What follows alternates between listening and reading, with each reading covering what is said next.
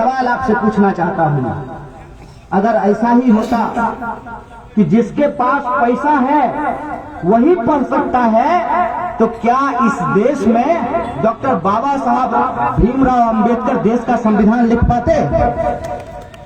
आप सोच करके हमको बताइए कि इस देश के जो नागरिक हैं, वो नागरिक कलम से लेकर किताब तक, नमक से लेकर के गेहूं तक, जूता से लेकर छाता तक, रोड पे चलते हो या हवाई जहाज में उड़ते हो, सरकार को टैक्स देते हैं। हम सरकार को टैक्स देते हैं नहीं देते हैं? ऐसा तो नहीं है ना कि सिर्फ अरबपति खरबपति लोग ही टैक्स देता है, हम लोग भी टैक्स देते हैं। जब मोबाइल खरीदते होंगे तो मोबाइल के दाम के नीचे लिखा रहता है ना, inclusive of all taxes, Hindi में लिखा रहता है सभी कर सहित। तो हम अपने खरीद में जो भी सामान हम खरीदते हैं, हम सरकार को टैक्स देते हैं। सरकार को हम टैक्स क्यों देते हैं? सरकार को हम टैक्स इसलिए देते हैं कि सरकार हमको सुरक्षा दे सके। क्या सिपाही जी, सरकार वेतन देती है ना, बाप के घर से नहीं देती है ना, हमारा टैक्स के पैसा से देती है ना। किसके टैक्स के पैसा से जो है सुरक्षा कर्मियों को वेतन मिलता है? हमारे टैक्स के पैसे से मिलता है। तो सरकार हमको सुरक्षा दे सके। दूसरा, सरकार हमको शिक्षा दे सके। तीसरा, सरकार हमारे लिए स्वास्थ्य की व्यवस्था कर सके। चौथा, सरकार हमारी बुनियादी जरूरतों को पूरा कर सके, इसके लिए हम सरकार को टैक्स देते हैं। देते हैं कि नहीं देते हैं? सरकार अगर हमारे लिए शिक्षा की व्यवस्था नहीं करे, सरकार अगर हमारे लिए स्वास्थ्य की व्यवस्था नहीं करे, सरकार अगर हमारी सुरक्षा की व्यवस्था नहीं करे, तो सरकार को टैक्स हम क्यों दें? ये सवाल हमारे मन में आना चाहिए ना। सरकार को हम टैक्स क्यों देते हैं? ताकि सरकार हमारी बुनियादी जरूरतों को पूरा कर सके। अब एक सवाल मैं आपसे पूछना चाहता हूं, क्या सरकार हमसे टैक्स लेकर के हमारी बुनियादी जरूरतों का पूरा कर पाती है? क्या हमारी बुनियादी जरूरतों को पूरा करना सरकार की जिम्मेवारी है कि नहीं है? तो सरकार का विरोध करना देशद्रोह कब से हो गया? प्रधानमंत्री देश है, भाजपा देश है, सरकार देश है। क्या नरेंद्र मोदी से पहले इस देश का कोई प्रधानमंत्री नहीं बना था? क्या भाजपा से पहले इस देश में किसी की सरकार नहीं बनी थी? तो सरकार का विरोध करना कब से देशद्रोह हो गया है? ये एक साजिश है। क्या साजिश है वो आप समझ लीजिए।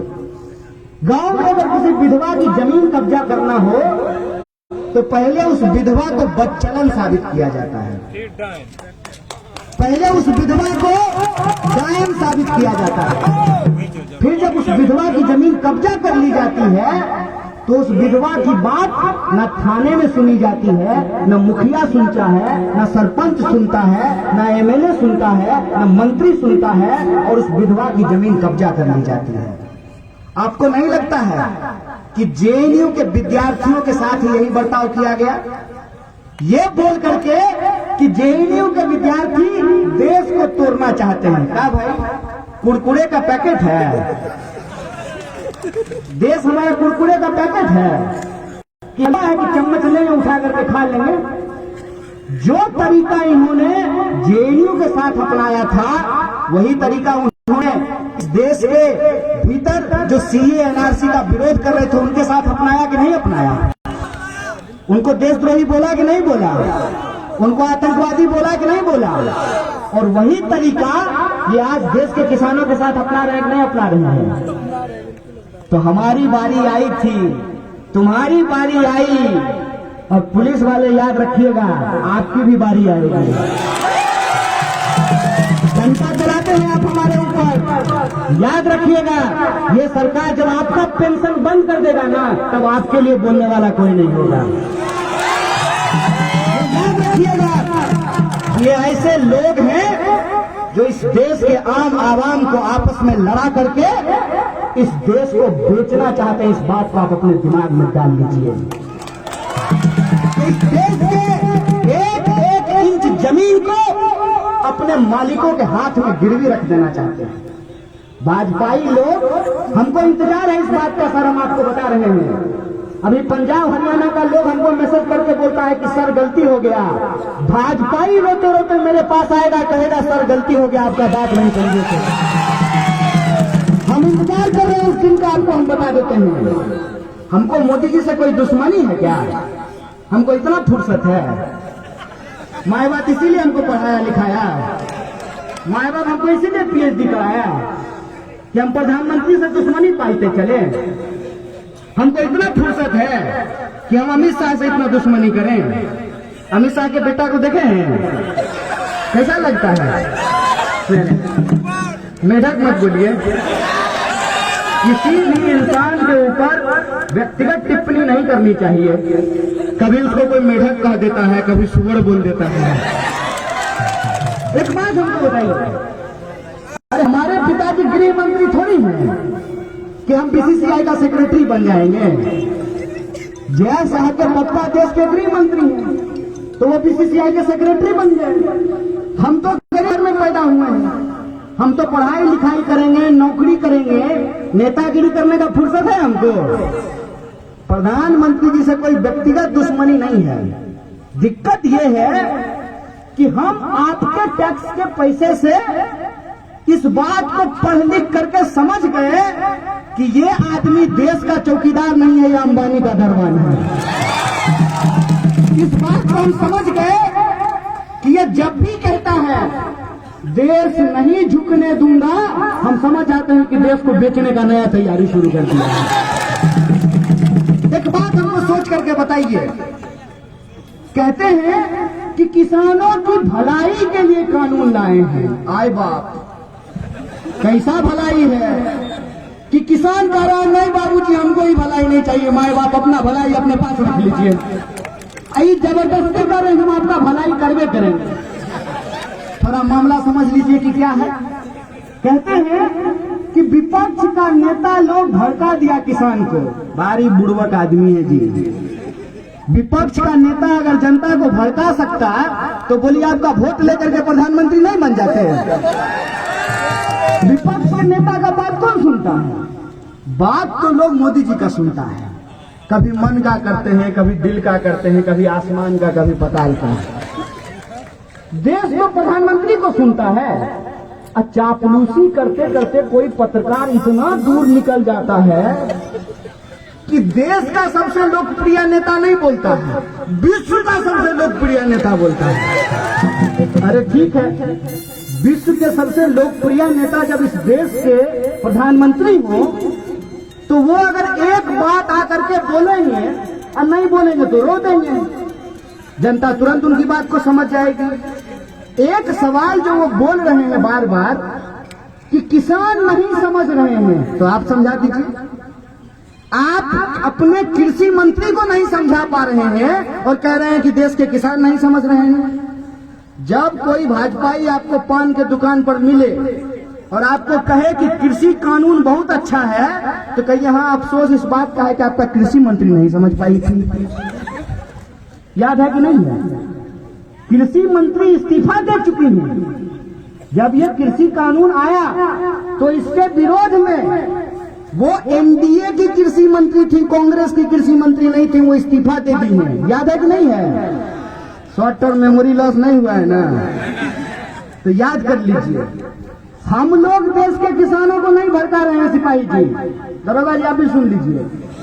देश के कृषि मंत्री ने कृषि कानून के विरोध में इस्तीफा दे दिया। बोलिए क्यों? क्या उनको भी समझ में नहीं आया?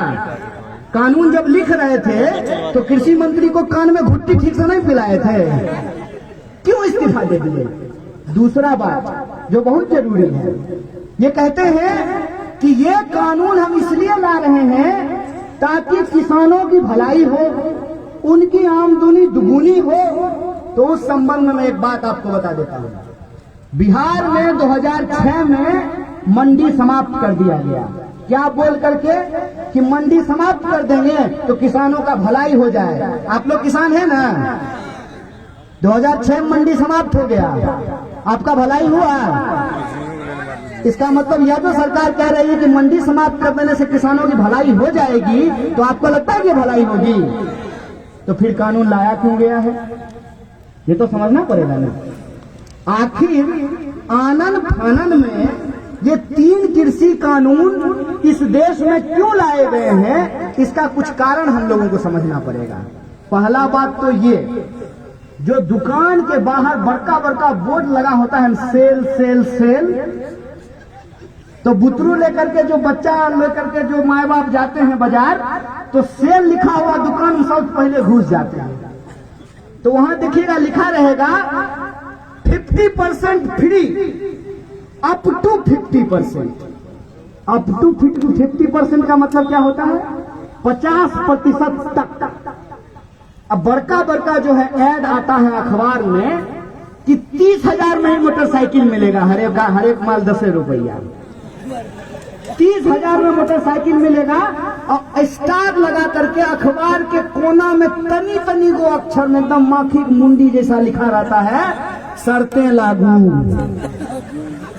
कभी आप सोचे हैं कि ये 3 कानून एक साथ क्यों लाया गया है? अरे किसानों की भलाई करनी थी तो एक को कानून ला करके एकदम भरपेट भलाई कर देते किसान का। ये 3 कानून साथ में क्यों लाया गया है? असल खेल यहीं पे है। पहला कानून में ये कह रहे हैं कि मंडी समाप्त कर देंगे, दूसरा कानून में कह रहे हैं कि किसानों के खेत को ठेका पे दे देंगे, और तीसरा कानून में ये कह रहे हैं कि अब एसेंशियल कमोडिटी मतलब आवश्यक वस्तुओं की भी काला बाजारी जायज होगी। समझे? आप समझ लीजिए खेला। पहला में कह रहे हैं कि मंडी समाप्त हो जाएगी, मतलब एमएसपी की गारंटी करना सरकार की जिम्मेवारी नहीं है।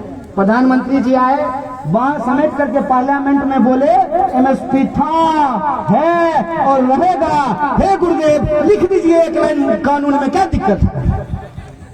एक लाइन कानून में लिख देने में क्या दिक्कत है? प्रधानमंत्री जी के शब्दों में कि एमएसपी था, है और रहेगा, क्यों नहीं लिख रहे हैं?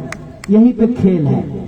खेल ये है कि मिनिमम सपोर्ट प्राइस है, ये मिनिमम सेलिंग प्राइस नहीं है।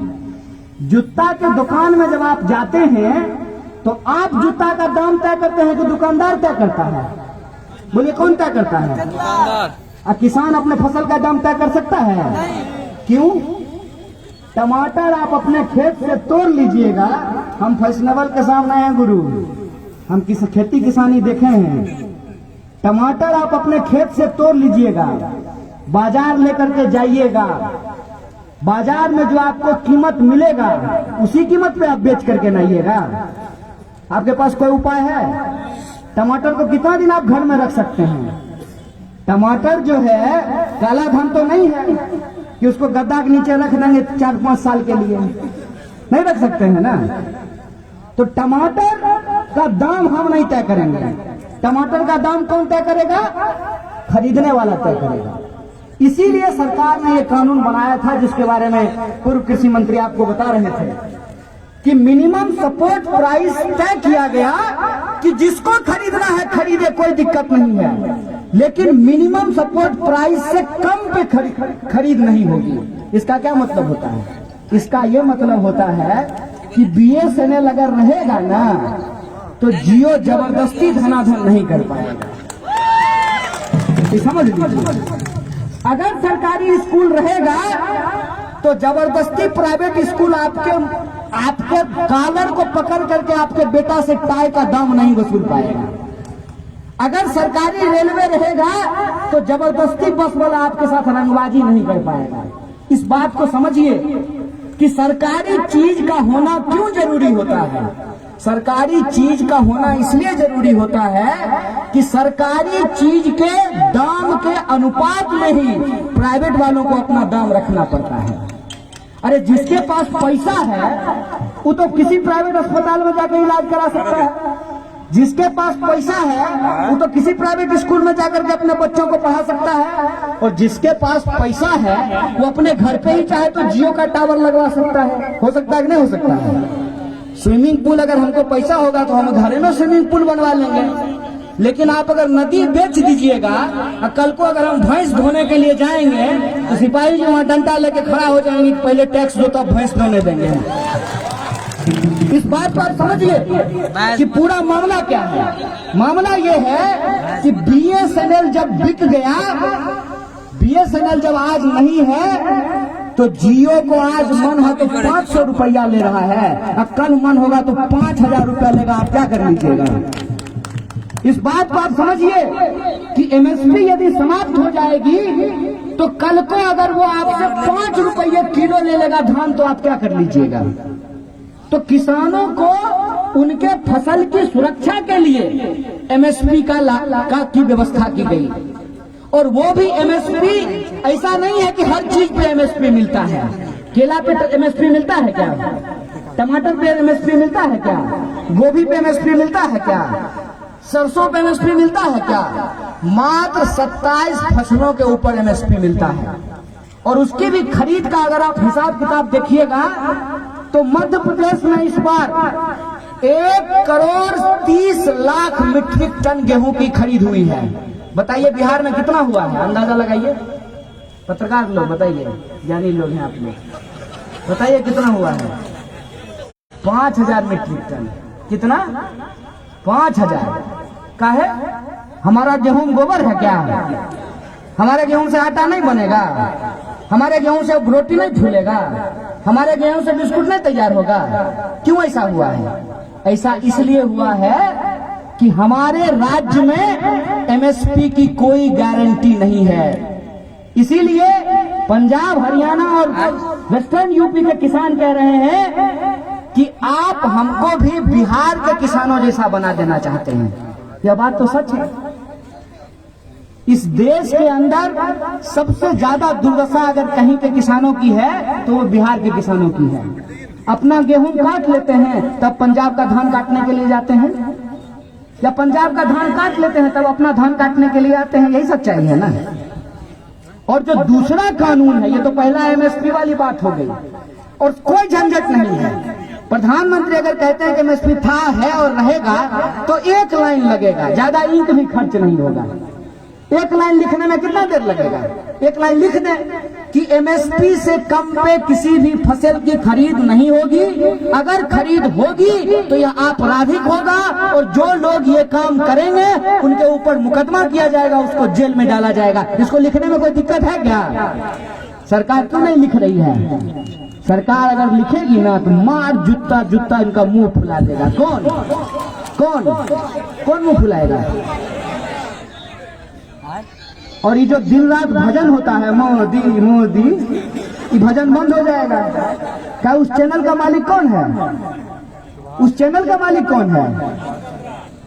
तो सरकार जिसकी करती है दरवानी उसी का है चैनल, और जिसका है चैनल वही आज आने वाले समय में क्या खरीदना चाहता है? आपका खेत, आपका फसल, आपकी किसानी, आपकी खेती, और आपको क्या बनाना चाहता है? आपके ही खेत पर गुलाम। और ये बात मैं क्यों कह रहा हूं? इतवार को कानून पास हुआ है क्या सर? इतवार को कानून पास हुआ है, और जिस दिन कानून पास हुआ है उससे 2 दिन के बाद रिलायंस रिटेल ने 50,000 करोड़ का अपना शेयर बेचा है। कितना? क्या को सुनना हुआ? 50,000 करोड़ का क्या को सुनना होगा? गिनती कर लीजिएगा। 50,000 करोड़ का शेयर बिका है। किसका? रिलायंस रिटेल का। पूर्णिया में एको रिलायंस रिटेल का दुकान देखे हैं? एगो एडवांस जिला है तब आप। 2 गो लोग कितना है यहाँ पे?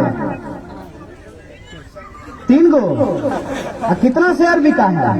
50,000 करोड़। और कितना फल का दुकानदार है? फल का क्या गो रेडी लगता है पूर्णिया में? गिने हैं? है गिनती? क्या गो आलू का दुकान है गिनती? क्या जगह गेहूं मिलता है? गल्ला का दुकान है गिनती? तो आप गरीब से गरीब होते जा रहे हैं और चोरवा अमीर से अमीर होते जा रहा है, और ये हमको समझ में नहीं आए। इसीलिए शाम को टीवी पे बैठ करके एगो टोपी पहन लेगा, एगो तिलक लगा लेगा, मार तलवार निकालेगा टीवी पे, नकली बॉक्सिंग करेगा वहां पे। एक तरफ देश की लूट, देश के किसानों की लूट, देश के मजदूरों की लूट, देश के यूनिवर्सिटीज की लूट, देश के रेलवे की लूट, देश के LIC की लूट, देश के BSNL की लूट। एक तरफ देश की संपत्ति लूटी जा रही है और दूसरी तरफ क्या किया जा रहा है? हिंदू मुसलमान, मंदिर मस्जिद, टीका टोपी दाढ़ी। बताइए, इस देश के लोगों को यह समझना पड़ेगा कि हम गंभीर संकट से गुजर रहे हैं। और संकट सिर्फ ये नहीं है, ये तो सस्ता फोटोकॉपी है। ये जो पार्लियामेंट में बैठा है, कभी रोता है कभी हंसता है, ऐसा लग रहा है जैसे अल्लाह रुदल का डांस चल रहा हो। ये तो सस्ता फोटोकॉपी है। असल चुनौती इस देश के सामने ये है कि एक तरफ अमेरिका चाहता है इस देश के बाजार को कब्जा कर लेना, दूसरी तरफ चाइना चाहता है इस देश के बाजार को कब्जा कर लेना।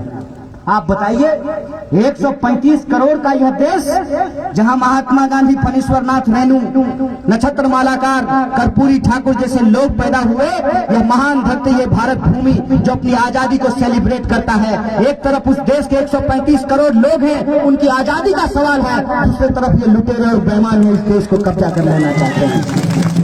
इसीलिए मैं ये कहता हूं कि ये लड़ाई सीधे तौर पर देश बचाने वालों और देश बेचने वालों के बीच में है। आप क्या कर लीजिए कि आप किसके साथ खड़े हैं? बोलिए, बचाने वाले के साथ है कि बेचने वाले के साथ है? ये लड़ाई किसानों और बेईमानों के बीच है। ये लड़ाई हेलीकॉप्टर और ट्रैक्टर के बीच में है। ये लड़ाई आप सीधे तौर पे समझ लीजिए कि एक तरफ वो लोग हैं जो 1947 में हमको आजादी मिली है, जो संविधान ने जो हमको अधिकार दिया है, उस संविधान को बचाने वाले लोग हैं। दूसरे लोग वो हैं जो अंबानी और अदानी के दरवाजे पे आज तरबानी करने के लिए तैयार हैं। आज इस लड़ाई में हर एक इंसान को अपनी पहचान को छोड़ करके एक भारतीय होने के तौर पे इस आंदोलन में शरीक होना चाहिए, उसको अपना समर्थन देना चाहिए, क्योंकि आने वाले वक्त में हम छोटी छोटी चीजों के लिए मोहताज हो जाएंगे। दूसरा कानून क्या है? दूसरा कानून है एसेंशियल कमोडिटी एक्ट। क्या कहता है essential commodity act? Essential commodity act कहता है कि जितना मन करे उतना काला बाजारी कर लो। एक बात बताइए, खेती किसानी करने वाले लोग हैं, जब प्याज की पैदावार होती है, जब केला का पैदावार होता है, जब आम का पैदावार होता है, जब गेहूं की पैदावार, जब धान की, मकई की, मखाना की पैदावार होती है, तो जिसके पास पूंजी होगा तो इलाके का सारा मखाना, सारा गेहूं खरीद सकता है कि नहीं खरीद सकता है? तो पहले कानून ये था कि एक लिमिट के बाद आप किसी भी आवश्यक वस्तु का भंडारण नहीं कर सकते हैं। अगर आप भंडारण कीजिएगा तो दरोगा को ये पावर है कि जाकर के उसके ऊपर छापा मार सकता है। इसीलिए आप सुनते होंगे, जब प्याज 80 रुपए किलो हो जाता था तो प्याज के गोदाम पे छापा पड़ता था। पड़ता तक नहीं पड़ता था, और फिर प्याज का दाम घट करके 40 से 20 रुपए पहुंच जाता था। आज के डेट में इन्होंने काला बाजारी को कानूनी अमली जामा पहना दिया है। ये पूरा का पूरा लड़ाई, इसीलिए मैं कहता हूं कि सिर्फ किसान की लड़ाई नहीं है, ये इस देश के आम और आवाम की थाली में रोटी, नमक, प्याज, दाल रहेगा कि नहीं रहेगा, ये उसकी लड़ाई है। इस बात को हमको समझना चाहिए। इसीलिए इस लड़ाई को सिर्फ फार्मर के तौर पे नहीं, बल्कि इस देश में सिटीजन के तौर पे, कंज्यूमर के तौर पे हम लोगों को लड़ना पड़ेगा। बोलिए, इसके लिए आप तैयार हैं कि नहीं है? अगर आप तैयार हैं तो मैं आपको एक भरोसा दिलाना चाहता हूं। ठेकेदारी का जो ये कानून ये लेकर के आए हैं, 3 कानून है, याद रखिएगा।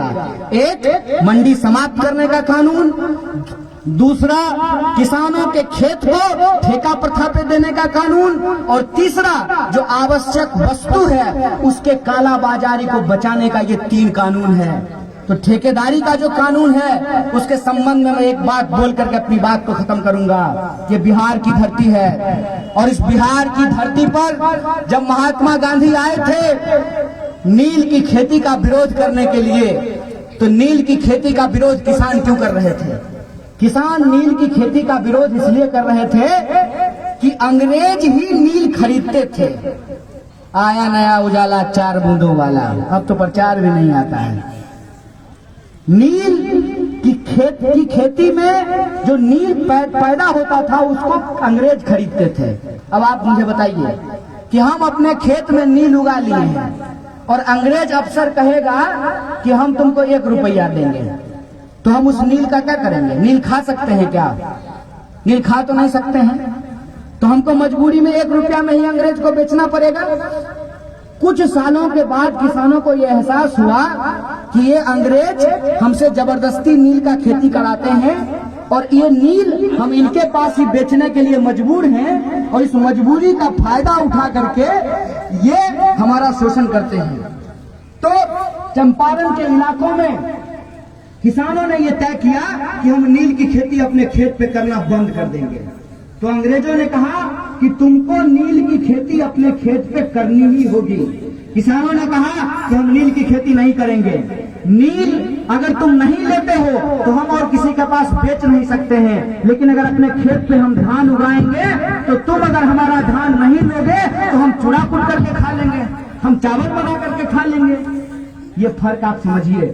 यह जो ठेकेदारी का कानून है, जिस कंपनी के साथ आप करार कीजिएगा, मान लीजिए आप खस की खेती शुरू करते हैं, आप पिपरमेंट की खेती शुरू करते हैं, आप स्ट्रॉबेरी की खेती शुरू करते हैं, तो वो कंपनी ये बता करके कि आपका प्रोडक्ट जो है वो हमारे स्टैंडर्ड के हिसाब से नहीं है, आपका प्रोडक्ट हमारे स्टैंडर्ड के हिसाब से नहीं है और आपका सामान नहीं लेगा, तो आप बोलिए आप किसके पास बेचने के लिए जाएंगे? तो मजबूरी में कम दाम पे आपको उसी कंपनी को अपना सामान आपको बेचना पड़ेगा। उस नील की खेती के खिलाफ, उस ठेकेदारी के खिलाफ गांधी जी ने अलग जगाया था, और उस आंदोलन का नतीजा देखिए कि 47 आते आते अंग्रेजों को भारत छोड़ करके जाना पड़ा। यह बात मैं आपको सिर्फ याद दिलाने के लिए आया हूँ कि यह बिहार की धरती है। जितना दिल्ली में हंगामा होना है हो जाने दीजिए, जब तक आंदोलन की अलग पूर्णिया और पटना से नहीं होगी तब तक मोदी का कुछ होने वाला नहीं है। इसीलिए मैं आपसे कहता हूं कि अगर इस लुटेरी सरकार को आप बदलना चाहते हैं तो आंदोलन की आगाज उत्तर प्रदेश के पूर्वी इलाकों से और बिहार की धरती से हमको करना पड़ेगा, तभी हम इस सरकार को उखाड़ करके फेंक सकते हैं। किसानों और मजदूरों के हक और अधिकार के लिए जय जवान जय किसान और जय संविधान के संकल्प को पूरा करने के लिए इस लड़ाई को हम आगे बढ़ा सकते हैं। बोलिए, इस लड़ाई में, इस संकल्प में आप लोग एकजुट होने के लिए तैयार हैं कि नहीं है? पक्का है ना? तो अभी इस मंच से हमारे आयोजक साथियों ने यह घोषणा की है कि 14 तारीख को वैलेंटाइन डे है, मना लीजिएगा। क्या वैलेंटाइन डे के विरोधी नहीं है हम लोग, दीजिए गुलाब फूल, कोई दिक्कत नहीं है, लेकिन गुलाब भी बाबू खेते में होता है। और भगत सिंह की जो आर्मी थी जिसका नाम था हिंदुस्तान सोशलिस्ट रिपब्लिकन आर्मी, उस हिंदुस्तान सोशलिस्ट रिपब्लिकन आर्मी का एक कोडवर्ड हुआ करता था। क्या था कोडवर्ड? गेहूं और गुलाब। कोडवर्ड क्या था? आज वही समय आया है।